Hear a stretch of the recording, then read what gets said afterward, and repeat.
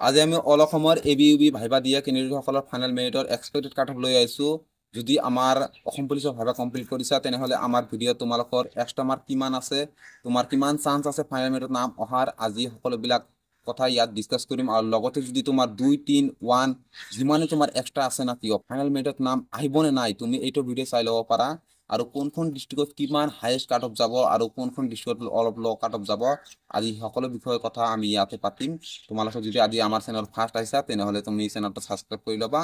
আমি এতিয়া কৈ থাকিম যে ইউবিত হাইয়েষ্ট কাট অফ যোৱা কেইখনমান ডিষ্ট্ৰিক্টৰ নাম।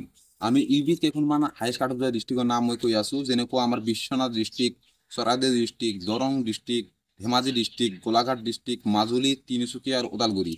এই 8খন ডিষ্ট্ৰিক্টত cut off UB cut off বহুত হাই হোৱা দেখা যাব।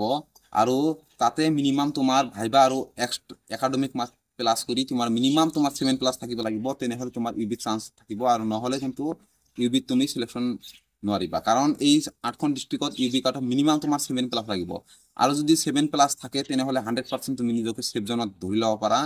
আৰু ইউবিত যদি ক'বলৈ যাওঁ, মানে যদি এই 8খন ডিষ্ট্ৰিক্টৰ পৰা বেলেগ ডিষ্ট্ৰিক্টৰ পৰা আছা, যদি তোমাৰ ভাইবা আৰু একাডেমিক মাৰ্ক প্লাছ কৰি 5 বা 6+ হৈ আছে, তথাপি তোমাৰ ফুল চান্স আছে ইউবিত নাম অহাৰ।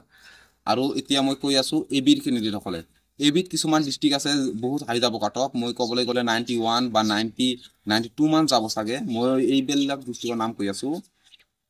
বাক্সা ডিষ্ট্ৰিক্টৰ মিনিমাম 90+ যাব, বিশ্বনাথ ডিষ্ট্ৰিক্টৰ 92+ যাব, চৰাইদেউ ডিষ্ট্ৰিক্টৰ 90+ যাব, আৰু দৰং ডিষ্ট্ৰিক্টৰ 90+ যাব, ধেমাজি 90+, যোৰহাট 90+ যাব, লখিমপুৰ ক'বলৈ গ'লে লখিমপুৰৰ 90+ যোৱা চান্স আছে, আৰু মাজুলী ডিষ্ট্ৰিক্টৰ 92+ যদি থাকে তেনেহ'লে তুমি ছেফ জোনত ভাবি ল'ব পাৰা। শিৱসাগৰ 90+ যাব, তিনিচুকীয়া আৰু তামোলপুৰ দুয়োটাই 90 এভাৰেজ চামথিং যাব। যদি তোমাৰ এইবিলাক ডিষ্ট্ৰিক্টৰ পৰা আছা, মানে 11খন ডিষ্ট্ৰিক্টৰ নাম ক'লোঁ, যদি তুমি 90+ বা 92 এনেকুৱা প্লাছ আছে তেনেহ'লে তুমি নিজকে ছেফ জোনত ধৰি ল'ব পাৰা। আৰু তাত তুমি যদি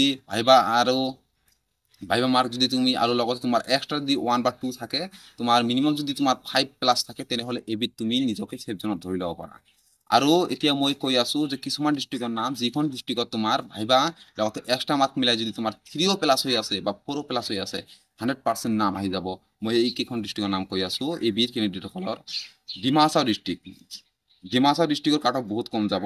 কাছাৰ ডিষ্ট্ৰিক্ট, কামৰূপ মেট্ৰ', কোকৰাঝাৰ, নগাঁও, কৰিমগঞ্জ, ৱেষ্ট কাৰ্বি আংলং আৰু লগতে হাইলাকান্দি। এইকেইখন ডিষ্ট্ৰিক্টৰ পৰা যদি তুমি এবিৰ কেণ্ডিডেট হয় তেনেহ'লে তোমাৰ যদি এক্সট্ৰা মাৰ্ক আৰু ভাইবা মাৰ্ক মিলাই যদি তোমাৰ 2+ হৈ আছে বা 3+ হৈ আছে তেনেহ'লে তোমাৰ 100% নাম অহাৰ চান্স আছে। আৰু যদি তুমি এইবিলাকৰ ডিষ্ট্ৰিক্টৰ পৰা যদি বেলেগ ডিষ্ট্ৰিক্টৰ পৰা হয়, মানে এবিতো মই সম্পূৰ্ণ মানে ডিষ্ট্ৰিক্টৰ নাম কোৱা নাই, যিবিলাক ডিষ্ট্ৰিক্টৰ মই নাম কোৱা নাই সেইবিলাক ডিষ্ট্ৰিক্টৰ পৰা যদি তুমি বিলং কৰা, তোমাৰ মিনিমাম যদি তোমাৰ 4+ থাকে এবিত, এক্সট্ৰা আৰু ভাইবা প্লাছ কৰি, এবিত কিন্তু একাডেমিক মাৰ্ক নাই। সেইবাবে মই কৈছোঁ ভাইবা আৰু তোমাৰ যদি এক্সট্ৰা 1 বা 2 যদি প্লাছ হৈ থাকে তেনেহ'লে তুমি 4 পোৱা, তেনেহ'লে 100% তোমাৰ নাম আহিব। আৰু মই APRE কেণ্ডিডেটসকলৰ বিষয়ে কিছু কৈ আছোঁ যে APRE কেণ্ডিডেট আমাৰ অল অসমৰ ষ্টেট ৱাইজ কাট অফ যাব। আৰু তাত যদি তুমি মিনিমাম 7 এক্সট্ৰা থাকে বা 8 এক্সট্ৰা থাকে, 8 এক্সট্ৰা থাকিলে তুমি নিজকে ছেফ জোনত ধৰি ল'ব পাৰা, কাৰণ APRE কাট অফটো অলপ ষ্টেট ৱাইজ দেখা যাব যোৱা, আৰু তাত কাট অফটো অলপ হাই যোৱা দেখা যাব। সেইবাবে মই কৈছোঁ অল অসমৰ কাট অফ এনেকুৱাই দেখা যাব, তুমি টেনশ্যন নকৰিবা। মানে যিমানে কওক না কিনিব বেলেগে যে পইণ্টত বাঢ়িব, চামথিং বাঢ়িব, মিনিমাম মই কোৱা মতে এইখন ডিষ্ট্ৰিক্টত মানে ইমানে কাট অফ যাব। আৰু বেলেগ যিখন ডিষ্ট্ৰিক্টৰ মই নাম কোৱা নাই সেইবিলাক ডিষ্ট্ৰিক্টৰ কাট অফ মিডিয়ামে যাব, ইমান হাইও নাযাব, ইমান মানে কমো নাযাব, মিডিয়ামৰ কাট অফত যাব। অল অসমৰ মানে মই যিমানখন ডিষ্ট্ৰিক্টৰ নাম ক'লোঁ সেনেকুৱাই কাট অফ যাব। আৰু মোৰ চেনেলত যদি আজি তোমালোকে ফাৰ্ষ্ট আহিছা তেনেহ'লে চেনেলটো ছাবস্ক্ৰাইব কৰি ল'বা। আৰু মোৰ ভিডিঅ'টো চোৱাৰ বাবে মই আপোনাক ধন্যবাদ জনাইছোঁ।